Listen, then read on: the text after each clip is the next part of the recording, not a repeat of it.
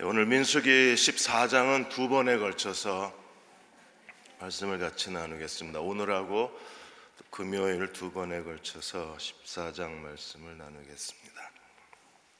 이제 평창 동계올림픽이 25일까지 17일 동안 계속 지금 진행되고 있는데 92개 나라의 2,925명의 선수들이 지금 열심히 금메달을 향해서 도전을 계속하고 있습니다. 동계올림픽 사상 가장 큰 규모가 이번에 평창 동계올림픽입니다. 금메달이 몇 개인 줄 아십니까? 215개 종목에 102개 금메달이 걸려 있습니다. 금메달이 100개가 넘은 동계올림픽도 이게 한국이 평창올림픽이 처음이라고 했습니다. 한국도 15개 종목에 144명이 선수들이 출전해서 지금 열심히 경기에 임하고 있습니다. 동메달, 금메달, 은메달, 동메달을 다 포함하면 전체 메달 수가 259개를 두고 지금 선수들이 자신의 기량을 거두고 있습니다. 이 금메달 하나의 가격이 얼마나 될까요? 저게 순금으로 만들어진 게 아니라 순은에다가 금을 도금을 한 겁니다. 그래서 금메달 하나의 가격이 $570, 한 60만 원 정도밖에 되지가 않습니다. 그런데 금메달의 가격은 60만 원 정도지만 이 금메달을 땄을 때 정부에서 금메달 딴 선수에게 주는 돈이 6천만 원을 줍니다. 그리고 은메달은 3천만 원, 동메달은 1,800만 원. 그리고 메달을 딴 선수에게는 매달 죽을 때까지 연금이 100만 원이 나옵니다. 그러니까 부와 명예를 얻기 때문에 선수들이 4년간의 지옥 훈련을 견뎌내고 온 힘을 다해서 메달에 도전을 하고 있습니다. 그리스도인들도 하나님 나라를 위해서, 하나님 나라 상급을 위해서, 우리가 예수 그리스도를 기쁘게 하기 위해서 이 세상에 사는 동안에 자신의 모든 것을 바쳐서 주님께 충성 다해야만 합니다.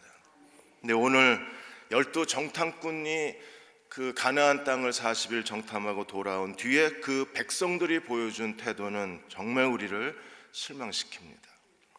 백성들이 10명의 정탐꾼들의 그 불평과 악담을 듣고 오늘 어떻게 했습니까? 14장 1절에 보시면 온 회중이 소리를 높여 부르짖으며 백성이 밤새도록 통곡을 했습니다. 그들이 통곡한 이유가 어디 있어요? 10명의 정탐꾼이 어떤 보고를 했습니까? 그 땅이 젖과 꿀이 흐르는 아름다운 땅이라는 사실을 그들도 봤어요. 그리고 그 증거로 포도나무 열매를 두 사람이 메고 왔습니다. 에스골 골짜기에서. 그런데 그들의 반응은 어땠어요? 우리 13장 32절에 뭐라 그랬습니까? 이스라엘 자손 앞에서 그 정탐한 땅을 악평을 했습니다. 왜 악평을 했어요? 그 땅, 정탐한 땅은 거주민을 삼키는 땅이요, 거기서 모든 백성이 신장이 장대한 자들이라. 아무리 모든 백성이 다 신장이 장대하겠어요? 네피림의 후손 거인의 자손을 보았다고 그 땅을 악평을 했습니다. 불평은 굉장히 전염성이 강합니다. 그리고 정탐꾼들의 또 다른 보고는 33절에 13장 33절에 뭐라고 보고하였습니까? 거기에 네피림의 후손인 아낙 자손의 거인들을 보았나니 우리는 스스로 보기에도 메뚜기 같았다. 그 지독한 열등감과 그 무능의식과 패배감에 빠져 있었던 거예요. 여러분, 옛사람의 성품은 스스로 자기가 그 인생의 주인이기 때문에 옛사람의 죄악의 본성은 항상 자신의 무능에 매여 있어요. 그래서 언제나 자기 자신의 스스로의 기준을 가지고 내가 할 수 있나, 내가 할 수 없나, 이 생각 갖고 살아요. 이게 옛사람의 성향입니다. 어떤 일을 할 때 하나님이 하실 수 있는가, 하나님이 하실 수 없는가를 생각하는 게 아니라 기준이 항상 나예요. 내가 할 수 있나, 내가 할 수 없나. 이런 사람들에게 그 가나안 족속의 신장이 장대한 자를 봤을 때 그들은 거인이고 자기는 메뚜기 같았다고 생각할 수밖에 없어요. 그래서 하나님이 왜 이 땅에 우리를 데려오셨는지 그들은 하나님의 인도하심을 전혀 이해를 못하는 겁니다. 그들이 할 수 있는 일이 뭐예요? 온 백성이 밤새도록 통곡을 했습니다. 왜 이런 일이 일어나는가? 14장은 우리를 정말 비참하게 만듭니다. 그리고 우리를 좌절시켜요. 왜 이런 일이 일어나야 하는가? 모세를 좌절시키고 하나님을 후회하게 하셨을 뿐 아니라 오늘 우리들의 마음에도 비참함을 줍니다. 왜 이런 일이 일어나야 하는가? 우리가 오늘 25절까지 본문을 먼저 보겠습니다. 14장 1절에서 5절까지 백성들의 원망의 이야기가 나와요. 2절에 보시면 이스라엘 자손이 다 모세와 아론을 원망하여 이르되, 모세의 리더십이 계속 위협을 받는 겁니다. 미리암과 아론에 의해서 위협을 받았다가 이제는 온 회중이 모세와 아론을 원망을 합니다. 그리고 그들이 무엇에 대해서 그 모세와 아론을 원망을 했습니까? 2절에 보시면 우리가 애굽 땅에서 죽었거나 광야에서 죽었으면 차라리 좋았을 것을.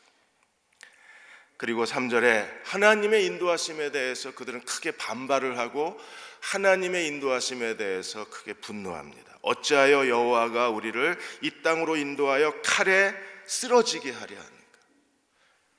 우리 처자가 사로잡히리니 애굽으로 돌아가는 게 더 낫지 않겠느냐? 그들은 하나님이 왜 그들을 출애굽시키셨는지 하나님의 언약을 망각해 버렸어요. 하나님이 아브라함과 이삭과 야곱을 통해서 주신 하나님의 언약의 핵심이 뭐예요? 아브라함으로 말미암아 내가 내 민족을 이루겠다. 그리고 복의 근원이 되게 하고 복의 통로가 되게 하겠다. 그리고 하나님의 언약의 가장 핵심적인 약속이 무엇입니까? 가나안 땅을 그들에게 기업으로 주겠다. 하나님이 왜 그들을 하나님의 언약의 백성으로 만드셨는지 하나님의 목적 자체를 잃어버린 거예요. 출애굽을 통해서 여기까지 하나님이 그들을 인도하시고 하나님의 성막을 건축하셔서 하나님의 거룩한 백성의 공동체를 만드시고 하나님이 그 백성과 함께 거주하시면서 여기까지 온 하나님의 은혜의 목적을 잃어버렸어요. 가나안 땅이 그 최종 목적이었는데 그들은 가나안 땅 앞에서 모세와 아론을 원망하고 왜 하나님이 우리를 여기에 데려다가 다 칼에 죽이려고 하느냐, 우리 자손들이 다 그들에게 포로가 되리라, 차라리 가나안의 포로가 되고 노예가 되느니 애굽의 노예로 돌아가자는. 그리고 그들은 어떻게 했나요? 4절에 보시면 우리가 한 지휘관을 세우고 지도자 갈자, 모세와 아론 제거해버리고 새로운 지도자를 세우고 어디로 돌아가요? 애굽으로 돌아가요. 창세기 15장 6절 7절에 하나님이 아브라함에게 주신 언약이 무엇이었어요? 아브라함이 여호와를 믿으니 여호와께서 이를 그의 의로 여기시고 믿음으로 말미암아 칭의를 세우셨어요. 그리고 하나님이 7절에 또 그에게 이르시되 나는 이 땅을 내게 주어 소유로 삼게 하려고 너를 갈대아인의 우르에서 이끌어낸 여호와라. 하나님이 아브라함을 부르신 목적이 어디 있어요? 이 땅을 내게 주어 소유로 삼게 하겠다. 하나님이 이스라엘 백성을 애굽에서 건져내신 목적이 어디 있습니까? 이 땅을 너희에게 소유로 주어 기업으로 삼게 하겠다. 그런데 하나님이 그들을 데리고 가고자 하셨던 하나님의 목적의 땅에 이르렀는데 그들이 하나님을 원망하고 다시 애굽으로 돌아가겠다. 오늘 우리도 하나님이 왜 우리를 구원하셨는지 구원의 목적을 알아야 돼요. 그리고 그 목적 중심의 삶을 살아야 돼요. 이걸 잃어버리면 우리도 이스라엘 백성들처럼 하나님이 우리 안에서 행하시는 일을 제대로 이해하지 못하고 깨닫지도 못하고 이스라엘 백성들의 죄에 빠질 수밖에 없는 거예요. 바울은 이 하나님의 목적을, 구원의 목적을 잃어버리지 않았어요. 그를 이방인의 사도로 세우신 하나님의 목적에 붙잡힌 바 되어서 바울은 이방인의 사도로서의 그 길을 걸어갔던 거예요. 그래서 고린도전서 9장 24절 25절에서 바울은 이렇게 고백합니다. 운동장에서 다름질하는 자들이 다 달릴지라도 오직 상을 얻는 사람은 한 사람입니다. 금메달은 하나예요. 가끔가다 기록이 같으면 두 사람이 받기도 하지만 금메달은 하나입니다. 너희도 어떻게 하라고요? 상을 받도록 이와 같이 다름질하라. 이기기를 다투는 자마다 모든 일에 절제하나니 그들은 썩을 승리의 면류관을 얻고자 하지만 우리는요 썩지 아니할 것을 얻기 위해서 지금도 달려가야 돼요. 선수들이 그 지독한 훈련을 이겨내고 그들이 자기의 기량을 다 발휘하는 것처럼, 어떤 선수는 시합이 끝나고 나서 뭐 먹고 싶다고 그래요? 햄버거 먹고 싶답니다. 그러니까 훈련받는 동안에 그 체중 관리를 위해서 모든 걸 다 절제하는 거예요. 백성들은 이 하나님의 목적에 사로잡힌 거룩한 열망이 전혀 없는 백성들입니다. 그 백성을 데리고 여기까지 온 하나님도, 또 그 백성을 데리고 지도자, 출애굽의 지도자로 여기까지 온 모세도 그 광경을 보고 얼마나 한심했겠어요. 그래서 모세는 어떻게 했습니까? 모세와 아론은 5절에 보시면 이스라엘 온 회중 앞에서 엎드려졌습니다. 엎드렸다는 게 뭐예요? 수치심을 느꼈습니다. 그런 백성들의 원망과 하나님의 목적에 대한 망각과 하나님의 은혜가 무언지도 깨닫지 못하는 그들의 영적 무지함에 대해서 모세와 아론은 수치심을 느낀 거예요. 어제 여자 스피드스케이팅 팀 추월에서 여러분들이 아마 같이 분노를 느꼈을 겁니다. 김보름, 박지우 그리고 노선영, 이 세 선수가 뛰었는데, 이게 빙상연맹에서 이 김보름, 박지우하고 노선영을 이렇게 서로 분열을 시켜놓은 거예요. 연습도 따로 하게 되고. 결국에 노선영이 어떻게 됐습니까? 한 40m 뒤에 들어왔어요. 이 팀 추월이라는 건 뭐 뉴스 보셔서 아시겠지만 누가 먼저 들어왔느냐가 중요한 게 아니라 맨 나중에 들어온 사람이 기록이에요. 맨 나중에 들어온 사람의 기록을 가지고 승패를 따지는 겁니다. 결국에 노선영이가 맨 40m 뒤에 들어오니까, 그래서 맨 나중에 들어온 선수가 뒤처지지 않게 서로 돕는 겁니다. 그래서 팀 추월입니다. 팀이 서로 이끌어주면서 함께 경기를 하는 거기 때문에, 근데 저렇게 한 사람을 뒤떨어뜨려 놓으면 결국에 맨 뒤에 온 사람이 그 팀의 기록이에요. 그래서 어떻게 됐어요? 8팀 중에 대한민국 이 팀 추월은, 여자 팀 추월은 7째, 거의 꼴찌 가까이 한 거. 시합이 끝나고 나서 노선영을 아무도 위로하지 않았습니다. 저 코치만, 외국인 코치만 위로를 한 거예요. 결국에 빙상연맹이 이 노선영이는 이미 올림픽에 한번 그 명단에서 빠졌다가 다시 들어왔는데, 결국에 전 세계인이 보는 앞에서 대한민국이 수치스러움을 드러낸 겁니다. 팀 플레이인데 이렇게 선수들끼리, 오늘 아침에 BBC에서는 아예 한국 왕따라는 그 단어를 그대로 사용을 했어요. 그래서 한국이 전 세계에 알린 한국 고유의 말이 재벌이라는 말도 전 세계에 알려지고, 이번에 왕따라는 말이 알려졌어요. 청와대 국민청원 홈페이지에 하루 만에 오늘 아침에 45만이 김보름, 박지우를 대표팀에서 빼라, 그리고 빙상연맹에 대해서 조사해라, 그리고 45만이 청원을 해요. 청와대 국민청원 가운데 가장 빠른 속도로 국민들이 분노를 한 거예요. 왜요? 이거 올림픽 정신이 아니에요. 얘네들 왜 나왔어요 여기에? 빙상연맹이 이 선수들을 왜 내보냈습니까? 이게 차라리 스피드 스케이팅 개인전이었으면 상관이 없는데, 이게 세 선수가 한 팀이 되어서 서로를 밀어주는 이 스포츠에 이렇게 노골적으로 선수의 분열을 전 세계에 생중계해버렸으니까 대한민국은 망신이 되는 거예요. 저는 이 뉴스를 보면서 두려웠어요. 만일에 천국에서 한국 교회에 대해서 천사들이 이 교회 청원을 한다 그러면, 대한민국의 이 분열 현상을 만일에 고발하는 그런 천국의 홈페이지가 열린다면, 우리가 그리스도의 몸이라고 말하면서도 교회 안에 이런 왕따 현상이 일어나고 분열 현상이 일어나잖아요. 그리고 뻔뻔하게 기자회견을 하는 겁니다. 본인이 그랬다 그러고 본인은 아니라 그러고 뒤에 오는 소리를 못 봤다 그러고. 못 보면 안 되잖아요. 이건 누가 뒤에 오는지를 계속 보고 가야 하는 경기인데 못 봤답니다. 그게 변명이 돼요? 우리가 나중에 하나님 나라 가서 아니 못 봤어요, 변명이 되나요?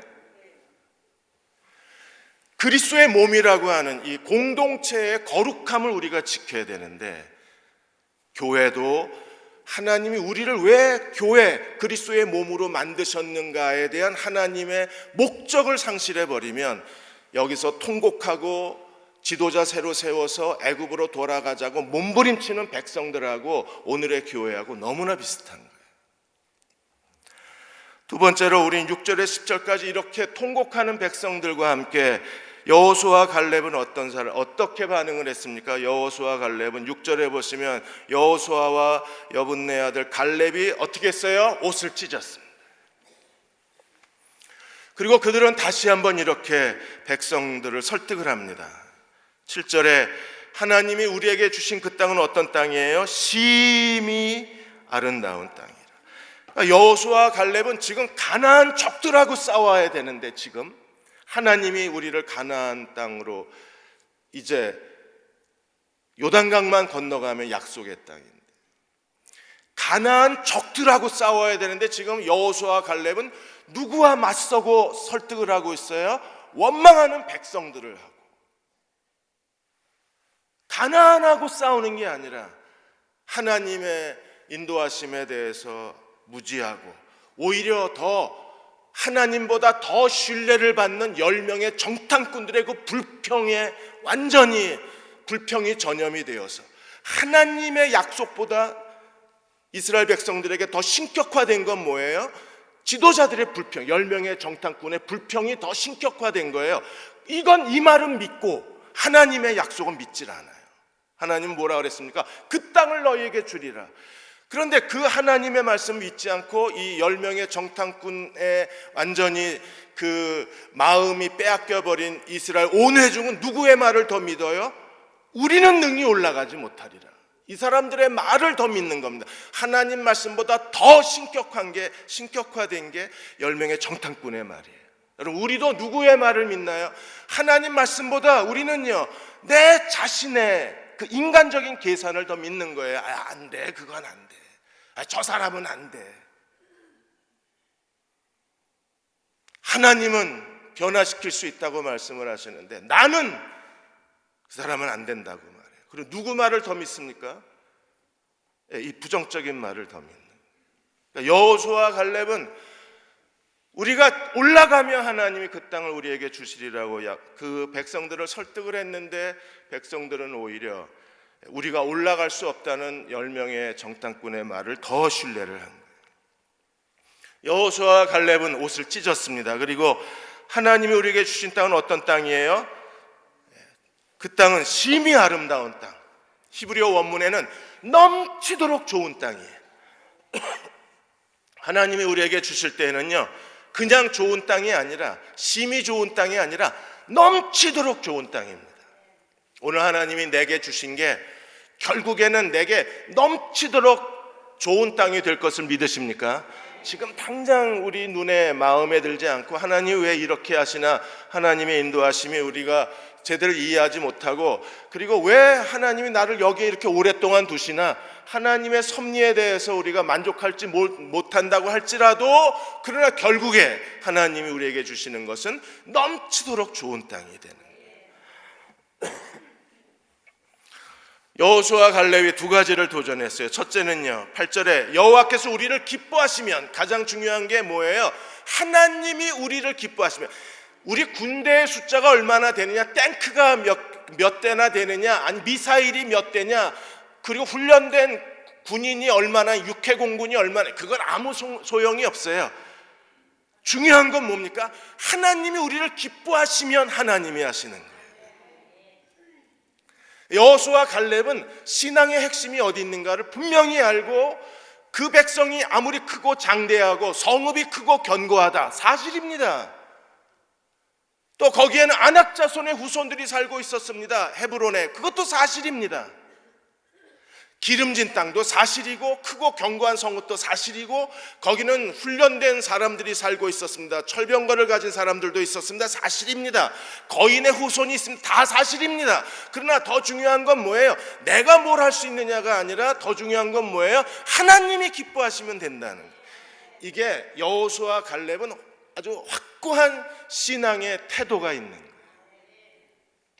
지금 이 시대도 마찬가지입니다. 오늘 그리스도를 따르는 사람들이 여전히 자기 생각에 사로잡혀서 사는 사람들이 있고, 하나님 나라 관점에서 하나님 나라 가치관을 갖고 사는 사람이 있어요. 세상적 가치관을 갖고 사는 사람들은 내가 할 수 있냐 내가 할 수 없냐 여기에 매달리지만, 하나님 나라 가치관을 갖고 사는 사람들은요, 하나님은 하실 수 있는가? 그렇다면 하나님이 일하실 수 있는 사람이 되는 게 중요하잖아요. 그게 여호와가 우리를 기뻐하시며, 하나님 기뻐하는 사람이 되십시오. 하나님이 기뻐하시는 사람이 되면 하나님이 두 가지를 하신다는 거예요. 하나는 하나님이 우리를 그 땅으로 인도하여 들이시고 그 땅을 우리에게 주시리라. 인도하시리라, 주시리라. 누가요? 하나님이. 그 땅은 어떤 땅이에요? 젖과 꿀이 흐르는 땅이에요. 이렇게 되면 안 돼요. 여호수아와 갈렙이 경고하는 게 뭐예요? 9절에 보시면 하나님을 기쁘시게 해야지, 오히려 지금 백성들의 태도는 어떤 태도입니까? 하나님을 거역하고 있는 거예요. 다만 여호와를 거역하지 마라. 그 땅 백성을 두려워하지 마라. 그들은 우리의 밥이라, 우리의 먹을거리라, 우리의 식량이라. 하나님이 밥상 차려주신 거예요. 지금 밥상 차려줬는데 지금 이스라엘 백성이 밥상을 뒤집어 엎고 있는 겁니다. 하나님을 거역하지 마라. 가나안 사람들을 두려워하지. 그 성읍이 크고 견고합니다. 안악자손들이 있습니다. 철병거가 있습니다. 정예화된 군대가 있습니다. 다 사실입니다. 그러나 하나님이 우리를 위해서 차려놓은 밥상에 불과한 거예요. 밥상 차려줬으면요, 맛있게 먹으면 되잖아요. 하나님이 다 해주신다고 하는데, 이미 다 하나님이 약속하신 건데도 이스라엘 백성들은 그 마음의 절망에 빠져서, 그들은 자신의 무능의식에 사로잡혀서, 나는 안 돼라는 그 패배의식에 사로잡혀서 그냥 하나님을 거역하고 있는 거예요. 하나님은 가라고 말씀하셨는데 우리는 갈 수 없다고 말하는 거예요. 왜 그래요? 두려워서 그래요. 그래서 여호수아와 갈렙은 그 땅 백성을 두려워하지 마라. 그들의 보호자는 그들에게서 떠났고 여호와는 우리와 함께 하시느니라. 하나님이 함께 하시느니라. 그러므로 그들을 두려워하지 마라. 아멘 하지만요, 실제로 여러분이 어려운 일에 부딪히시면 똑같습니다. 우리의 반응도 밤새 잠 못 이루고 뒤척거리고 한숨 내쉬고 절망하고, 왜 하나님이 나한테 이렇게 하시나 푸념을 늘어놓고, 여호수아와 갈렙처럼 하나님이 기뻐하시면 하나님이 우리를 인도하시고 우리에게 주시리라고 하는 믿음의 담대함과 확신을 잃어버려요. 왜 그렇습니까? 두려운 겁니다. 하나님이 오늘 저희들의 마음속에 이 한 가지 중요한 신앙의 하나님 나라 가치관, 분명한 인생관, 삶의 태도, 하나님이 기뻐하시면 우리를 인도하시리라, 우리에게 주시리라, 이 믿음을 갖고 살아야 돼요. 만일에 거역하면 우리가 하나님을 거역하는 거예요. 고린도후서 5장 9절 10절에서 바울도 이렇게 말합니다. 우리는 몸으로 있든지 떠나든지 주를 기쁘시게 하는 자가 되기를 뭐하노라? 힘쓰노라. 그러니까 하나님을 기쁘시게 해. 우리가 어떤 행동을 하면서 하나님을 기쁘시게 하는데 온 힘을 기울여야 돼요. 모든 우리의 행동의 판단 근거는 내가 이렇게 하면 하나님이 기뻐하실까. 모든 백성이 밤새도록 모세와 아론을 원망하고 우리가 애굽에서 죽을 걸, 광야에서 죽을 걸, 왜 하나님이 우리를 여기까지 데려와서 칼에 죽이시려 하는가? 하나님 기뻐하시겠어요? 야, 모세와 아론 쟤네들 다 감옥에 보내버리고 다시 지도자 세워서 우리가 애굽으로 돌아가자. 이거 하나님 기뻐하시겠어요? 지금 내 행동이 하나님이 기뻐하시는가를 우리가 생각해야 돼요. 그동안 하나님이 우리에게 베풀어 주신 은혜와 하나님이 우리에게 주신 그 특별한 은총을 기억하고, 그리고 지금 내 행동을 하나님이 기뻐하실까를 항상 생각을 해야 돼요. 근데 바울은 어떻게 했습니까?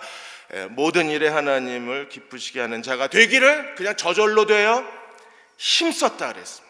온 힘을 다해서 하나님을 기쁘시게 하는 자가 되기를 원했던 것이 바울의 간절한 소망이었습니다. 왜 그렇게 해나요? 10절에 이는 우리가 다 반드시 그리스도의 심판대 앞에 나타나 각각 선악간에 그 몸으로 행한 것에 대하여 심판을 받으려 합니다. 하나님의 심판이 있기 때문에 그렇습니다. 여호수아 갈렙이 이렇게 백성들을 설득을 하자 백성들이 어떻게 했어요? 10절에 온 회중이 그들을 돌로 치려고 해요.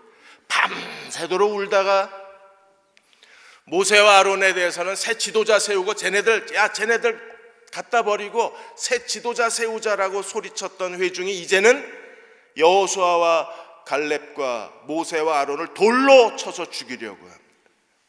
하나님의 영광이 나타나는 거예요. 우리가 하나님을 기뻐하시게 하면 하나님이 그 약속대로 우리에게 약속하신 것을 다 이루어 주시는 겁니다. 이번에 남자 쇼트트랙에 1500m에서 금메달을 딴 이묘준 형제, 이 검지손가락을 치켜 올렸습니다. 이게 하나님께 영광을 돌린다는 자신만의 이 사인입니다. 이묘준 형제한테 이거 왜 검지를 올리냐 그랬더니 자기가 하나님 앞에서 만일에 하나님이 내가 원하는 걸 이루어 주시면 내가 하나님께 감사하고 하나님께 영광을 돌리겠습니다 하고 검지를 하나님께 그렇게 자기만의 표시로 검지를 들었다고 얘기를 했습니다. 이번에 11일 날 선수촌에 있는 그 예배를 드리면서 이묘준 형제가 간증을 했습니다. 이 7.8기잖아요. 중학교 때부터 발목 인대 끊어지고 오른발 그 발목 부상을 당하고 이렇게 해서 7번 대수술을 했습니다. 이 친구가. 그래서 선수로 끝났다 그랬는데 7.8기로 다시 일어나서 이번에 지난 8년 동안에 남자 대표팀에 메달이 하나도 없었어요. 2014년 소치 올림픽에 남자 이 쇼트트랙 선수들은요 노메달이었어요. 8년 만에 처음으로 남자 대표팀에 금메달을 딴 선수가 이묘준 선수입니다. 이묘준 선수가 그날 간증하면서 이렇게 말했습니다. 수술을 한 번 받을 때마다 나는 간절히 하나님께 기도했다. 사람들은 다 내 인생이 끝났다 그러고 이제 선수로서는 불가능하다고 그랬는데 나는 기도했고 하나님은 나의 기도를 들으시고 결국에는 가장 시상대 높은 곳에 세워주셨다 그랬어요. 하나님이 하셨다고 그는 고백을 합니다. 그리고 다른 예배당에서는 서일아 형제가 0.02초 차이로 결승 진출이 좌절이 됐습니다. 그래서 가장 우리가 안타까워하는 그 선수 중에 한 사람인데 서일아 형제가 0.02초 이게 시간이 0.02초라는 게 인간이 느낄 수도 없잖아요. 그런데 그것 때문에 결승에 좌절이 됐는데 서일아 형제가 뭐라 그랬냐면 같이 예배드리면서 뭐라 그랬냐면 하나님 뜻이 있습니다. 하나님 왜? 라고 그럴 줄 알았는데 분명히 하나님이 저를 향한 뜻이 계실 겁니다. 그래서 저는 이겨도 기도하고 저도 기도하는 사람입니다. 하나님이 우리에게 뭘 기대하시는가를 알고 하나님을 기쁘시게 할 줄 아는 사람들이에요. 이 이묘준이나 서일아나. 여러분도 하나님을 기쁘시게 하십시오. 그럼 약속한 그것을 이루어 주실 것입니다. 11절에서 25절까지 이제 하나님이 진노하셨어요. 11절 12절에 보시면 하나님이 정말 한탄을 하셨습니다. 하나님의 입에서 한탄이 나왔다는 게 정말 놀랍잖아요. 11절에 여호와께서 모세에게 이르시되 이 백성이 어느 때까지 나를 멸시하겠느냐, 어느 때까지 나를 믿지 않냐겠느냐. 하나님이 두 가지 이스라엘의 죄를 지적하셨어요. 하나는 그들이 원망하고 불평한 게 결국에 하나님을 멸시한 행동이 된 거예요. 하나님 무시당하셨잖아요. 왜? 우리는 올라갈 수 없다. 가봐야 죽는다. 우리 처자가 포로로 사로잡힐 것이다. 우리는 다 가나안 족속의 칼에 죽을 거다. 이거는 누구를 무시하는 행동이 됐어요? 하나님을 무시하는 행동. 하나님이 수치심을 느끼셨어요.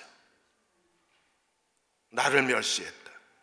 여러분, 사람도 수치심이, 우리가 정말 두려워하는 게 뭐예요? 사람들에게 수치를 당하는 걸 두려워하잖아요. 근데 어떤 우리의 행동은요, 하나님을 부끄럽게 만들 수도 있다는 거예요. 하나님을 수치스럽게 하고, 그 수치심이 어디서 왔어요? 언제까지 나를 믿지 아니하겠느냐. 하나님에 대한 불신, 하나님을 신뢰하지 않는 데서 오는 거예요. 그래서 하나님이 내린 결정이 무엇입니까? 12절에 하나님 충격적인 결정을 내리셨어요. 내가 전염병으로, 여기서 말하는 전염병은 애굽에 내린 10가지 재앙을 하나님이 내렸을 때 그 전염병입니다. 애굽을 완전히 그 멸망시키려고 했던 그 전염병을 가지고 하나님이 자기 백성을 다 죽이시고 어떻게 하시겠다고요? 쳐서 멸하고 내게 그들보다 크고 강한 나라를 하나님이 새로 만들어 주시겠다 그랬어요. 금송아지 숭배할 때에도 출애굽기 32장에서도 하나님이 야, 다 죽이고 새 나라 만들자 그랬는데, 하나님이 이번에 모세 없애고 새 지도자 세워서 애굽으로 돌아가자 그러니까 하나님이 야, 다 죽이고 강하고 새로운 나라를, 크고 강한 나라를 만들자고 하나님 모세한테 제안을 하신 거예요. 이때 모세가 그러시죠? 이랬으면 어떻게 됐을까요? 정말 다 죽었을 겁니다. 근데 모세가 어떻게 해요? 모세가 13절에 19절까지 하나님 앞에 중보 기도를 드립니다. 하나님은 이스라엘 백성에게 어떤 일을 하셨습니까? 13절에 애굽인 중에서 주의 능력으로 이 백성 10가지 재앙을 쏟아부으시고 홍해바다를 하나님이 갈라놓으셔서 바다를 육지처럼 건너게 하시고, 여기까지 올 때까지 하나님은 매일 만나를 내리시고, 뭐 마실 물이 없다 그러면 하나님 반석을 쳐서 마실 물을 주시고, 고기 먹고 싶다 그러면 메추라기 떼를 보내셔서 하나님께서 실컷 먹으라고 고기떼를 1m 높이로 쌓아두시고 하나님의 놀라운 기적과 능력과 이적을 보여주셨잖아요. 이 사실을 누가 알아요? 애굽 사람들이 알고 가나안 사람들이 안다는 거예요. 그래서 14절에 이 땅 주민의 거주민에게 전하리라. 주께서 이 백성 중에 계심을 그들도 들었나니. 이제 하나님은 어디 계십니까? 이스라엘 백성 가운데 계십니다. 왜요? 성막을 지으시고 여호와의 영광이, 보좌가 이스라엘의 지성소에 임하셨기 때문에 이제 하나님은 어디 계십니까? 백성들 가운데 계십니다. 그렇게 믿으시나요? 이제 하나님은 어디 계십니까? 여러분과 함께 계십니다. 하나님은 저 높은 곳에 계시지만 하나님은 내 안에 계신 분이십니다. 하나님이 이스라엘 가운데 계신 걸 애굽 사람이 들은 거예요. 그 다음에 하나님이 곧 주 여호와께서 대면하여 얼굴과 얼굴을 마주 보신 겁니다. 시내산에 강림하시고 이제는 어디에 강림하셨어요? 성막에 강림하셔서 이제 이스라엘 백성과 얼굴 대 얼굴이 마주보는 그런 친밀한 관계가 된 겁니다. 그리고 하나님의 구름 기둥이 언제나 쉐키나, 영광의 구름이 성막 위에 있어서 하나님이 어떻게 하셨어요? 밤에는 불기둥으로, 낮에는 구름 기둥으로 그들 앞에서 먼저 인도하신 하나님이셨어요. 너희 가운데 계시다. 하나님이 우리를 대면하여 보시다. 우리는 대면하여 본 정도가 아니라 하나님이 아예 우리 안에 계시. 여러분은 정말 대단한 사람들입니다. 왜요? 하나님이 내 안에 계시고 매일 하나님과 얼굴을 대면하여 보는 사람들입니다. 여러분들이 안 봐서 그렇지 우리는 매일 하나님과 얼굴을 대면하는, 옆 사람 쳐다보세요. 정말 위대한 사람입니다. 왜요? 하나님이 그분 안에 계세요. 여러분, 하나님이 그분 안에 계시다는 것처럼 중요한, 어떤 사람이 그보다 더 위대함을 가질 수 있겠어요? 김여정보다 더 위대한 사람이 옆에 계신 분, 이번에 오는 트럼프 딸보다 더 위대하신, 더 영광스러운 분이 옆에 있는 사람이에요. 그분 안에 하나님이 내줘야 하십니다.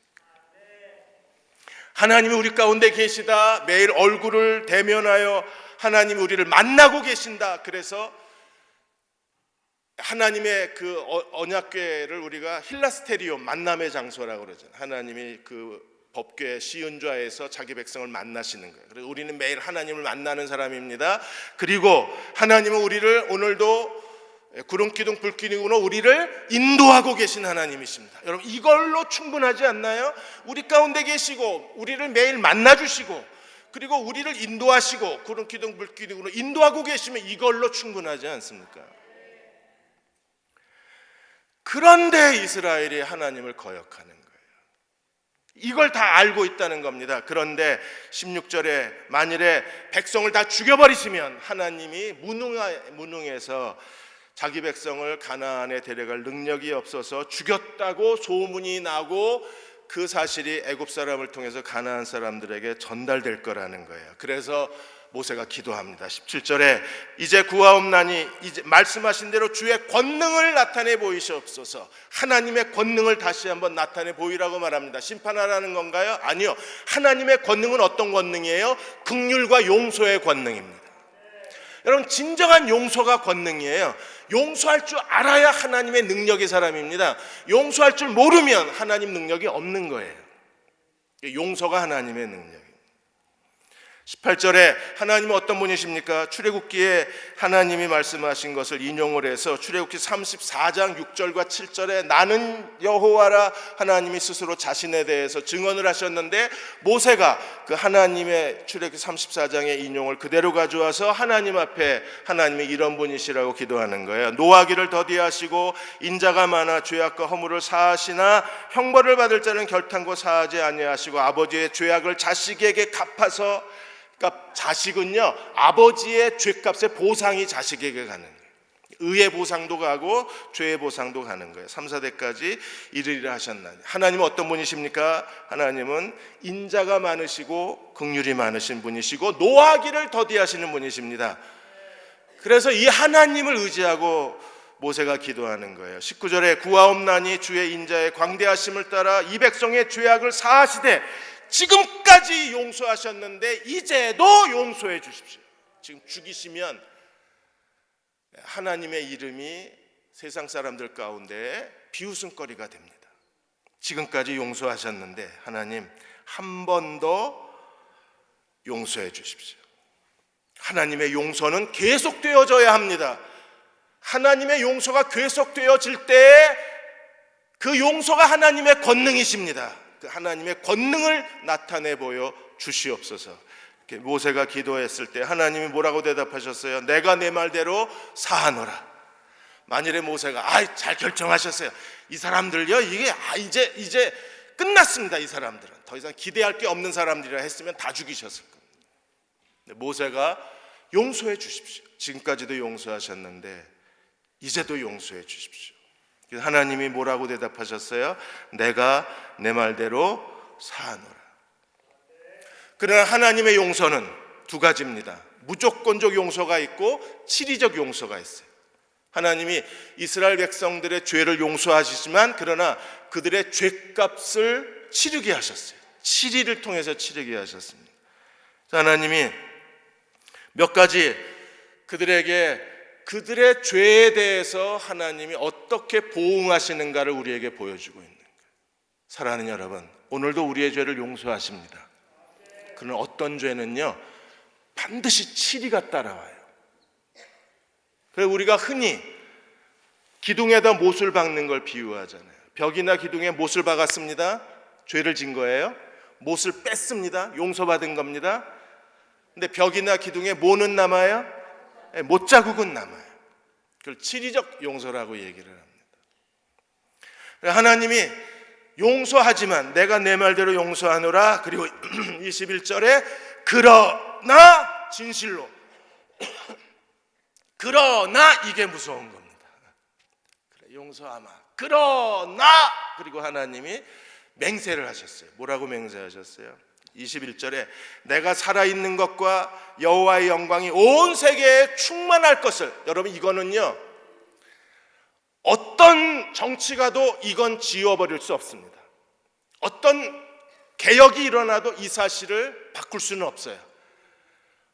어떤 시대적 변화가 일어나도 이 사실은 누구도 이 사실을 건드릴 수 없어요. 그게 뭐예요? 하나님이 살아계신과 여호와의 영광이 온 세상에 충만하실 것. 이건 아무도 바꿀 수가 없어요. 하나님 자신을 두고 하나님이 맹세하시기를 뭐라고 그러셨습니까? 22절에 첫 번째입니다. 내 영광과 애국과 광야에서 행한 내 이적을 보고서도 이같이 10번이나 나를 시험하고 내 목소리를 청지한 그 사람들을, 하나님을 이적을 보고 하나님의 영광을 보고도 하나님을 시험하고 하나님의 목소리에 불순종한 거예요. 이 이스라엘 역사잖아요. 알렌이라는 구약 신학자가 이스라엘 백성이 출애굽 때부터 여기 가나안 정탐까지 이스라엘 백성들이 하나님을 거역하고 시험한 걸 실제로 10번을 찾아냈어요. 그냥 10번이 많다고 하는 개념이 아니라 정확하게 알렌이라는 신학자는 10번을 찾아냅니다. 2년 동안의 기간 동안에 그들은 하나님을 크게 시험하고 하나님께 불순종, 10번이나 불순종을 한 거예요. 어제 몇 달 만에 홈플러스에 집사람하고 장 보러 가자고 그래서 이제 제가 운전수 겸 해서 갔습니다. 제가 데려다 줘야 가니까. 그러다 이제 저희 교회는 두 사람을 만났습니다. 서성거리다가 만났는데. 그리고 이제 저를 왜 데려갔을까요?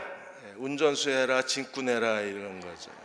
그리고 이제 계산할 때 계산하라고. 그래서 저는 운전수에서 데려다 주죠.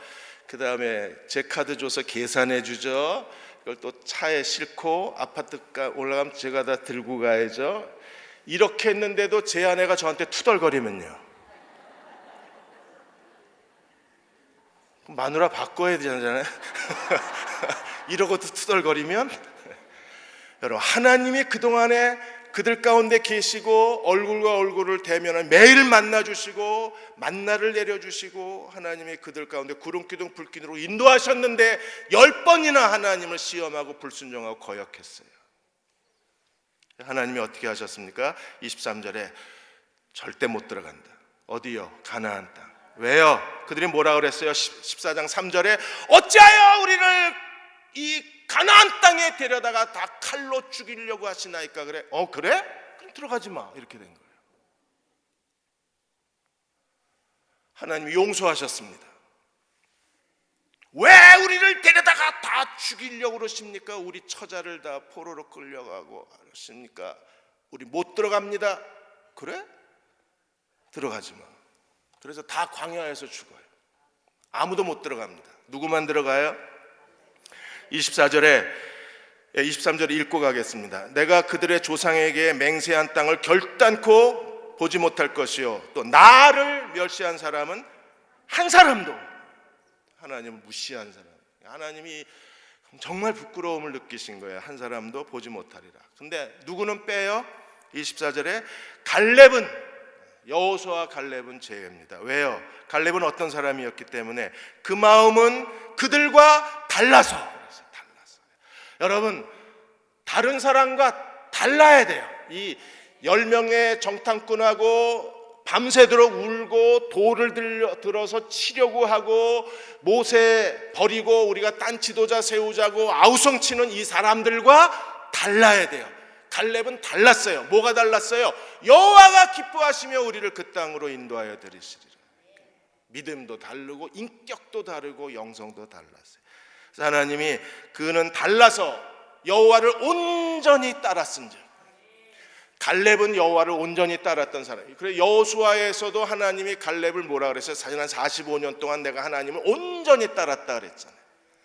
그러니까 끝까지 하나님께 충성된 사람이 여호수아, 갈렙입니다. 그러므로 갈렙에 대해서 하나님은 내가 정탐했던 그 땅을 내가 너를 인도하여 드리니 내 자손이 너의 자손이 그 땅을 차지하게 되리라. 아니, 그대로 하셨습니다. 그리고 하나님이 마지막으로 내리신 결론이 뭐예요? 25절에 내일 돌이켜. 이제 가나안은 끝났어요. 왜? 못 들어가 그랬습니다. 그럼 어디로 가야 돼요? 애굽으로 갈 수는 없잖아요.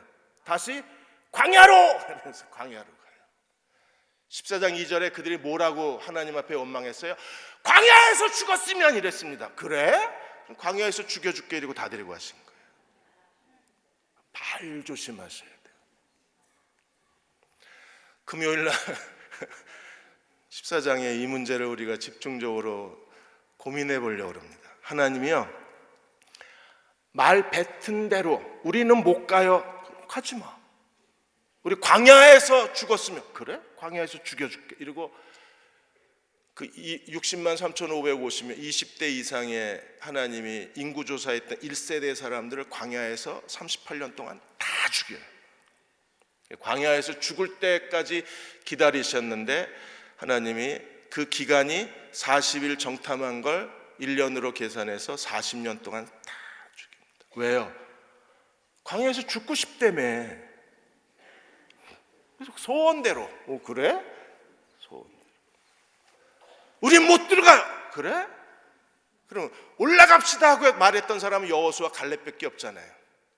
우리가 올라갑시다. 능히 이길 것이다. 하나님이 그 땅을 우리에게 주실 거라고 고백한 사람은 가나안 땅에 들어가고, 우리는 못 들어가요 한 사람은 다 진짜 못 들어가고. 하나님이 치리적 용서가 하나님이 마음대로 하는 게 아니라 그 치리적 용서의 기준이 뭐예요?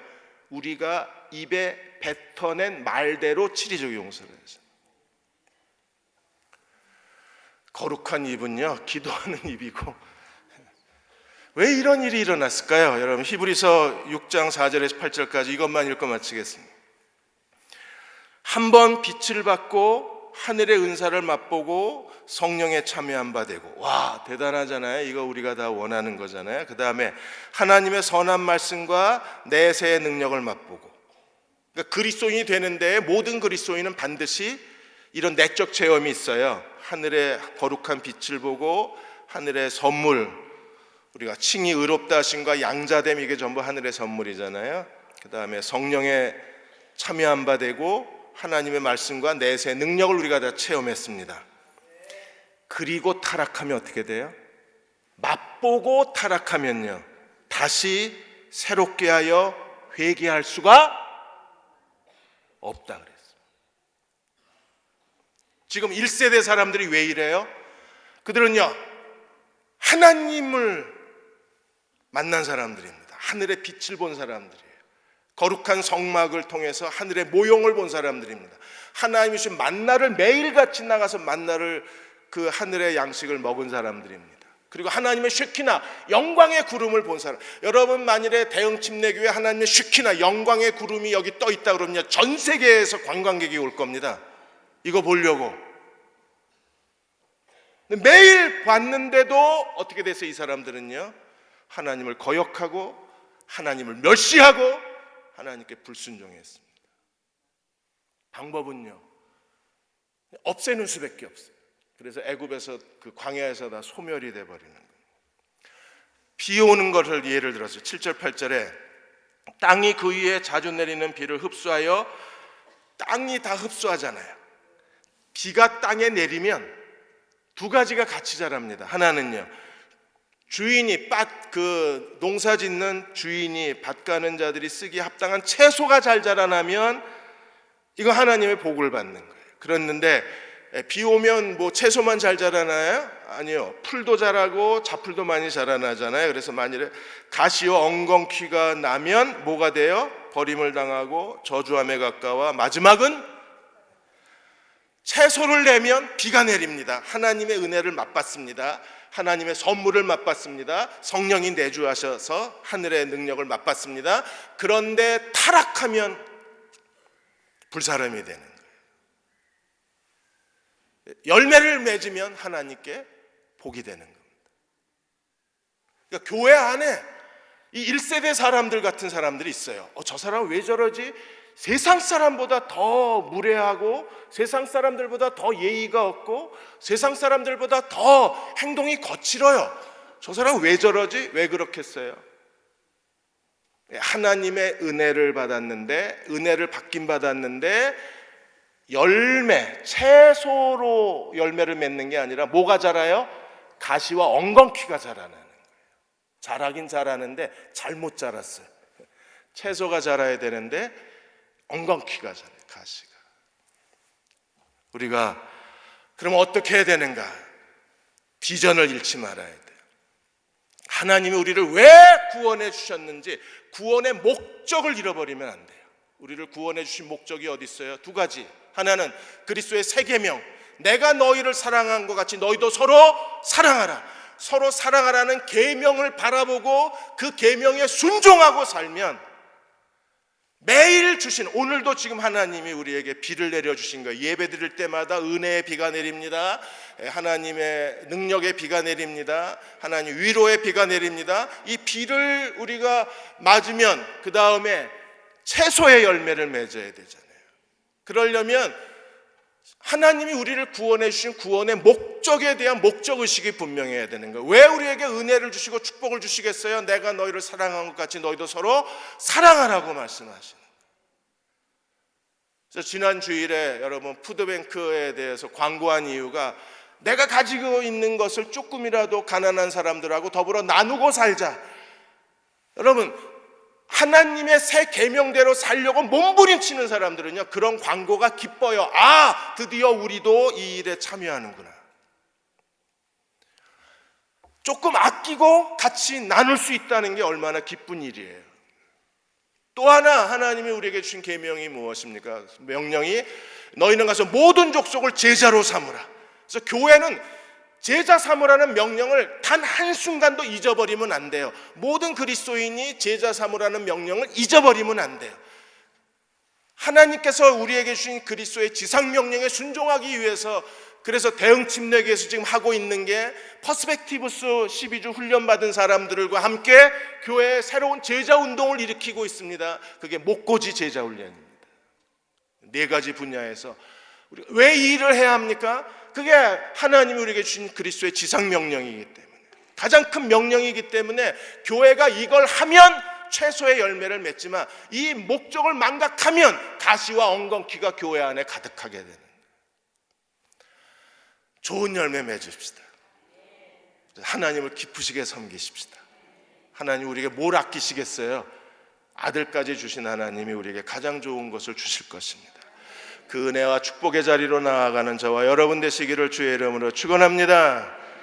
이 시간은 우리 183장입니다. 빈들의 마른 풀같이, 우리 1절하고 4절 부르시고 기도하고 축도하겠습니다. 하나님, 내게 성령의 은혜를 부어 주옵소서. 믿음을 다시 회복시켜 주옵소서. 우리 간절한 마음으로 이 찬양 부르겠습니다.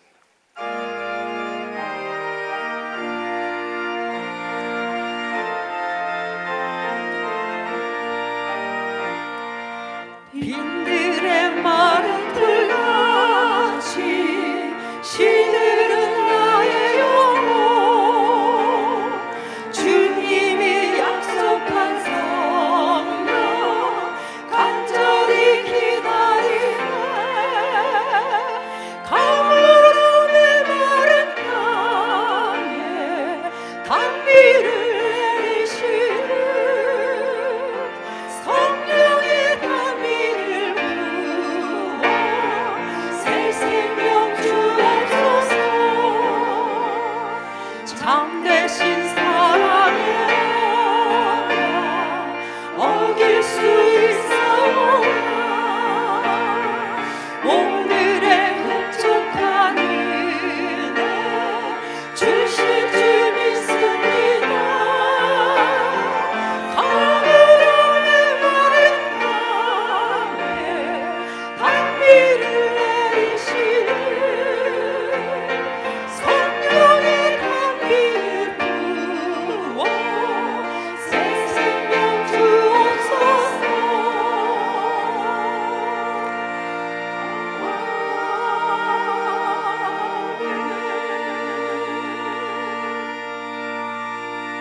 하나님, 우리에게 주시는 비를 흡수하여 하나님이 원하시는 합당한 채소의 열매를 맺게 하여 주셔서 하나님께 복이 되게 하여 주옵소서. 그리스도의 지상명령에 순종하는 저희가 되게 하여 주옵소서.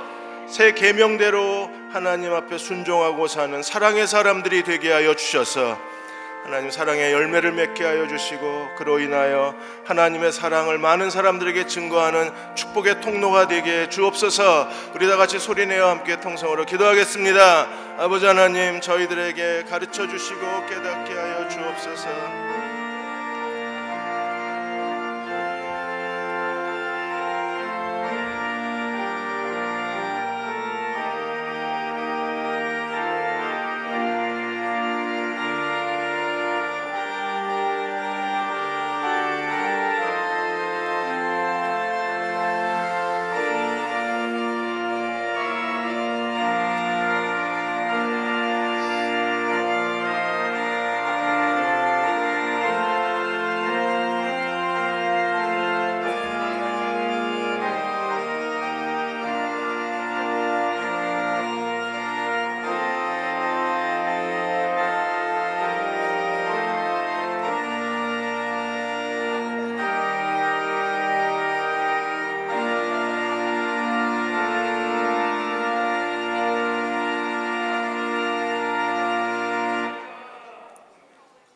운동장에서 다람쥐라는 자들이 다 달릴지라도 오직 상을 받는 사람은 한 사람인 것을 너희가 알지 못하느냐. 너희도 상을 받도록 이와 같이 달리라고 한 주의 말씀을 기억합니다. 이제는 우리 주 예수 그리스도의 은혜와 아버지 하나님의 크신 사랑하심과 성령의 교통하심이 천국 면류관을 바라보고 믿음으로 달려가기 원하는 귀한 지체들 위해 이제부터 영원토록 함께하시옵기를 간절히 축원하옵나이다. 아멘.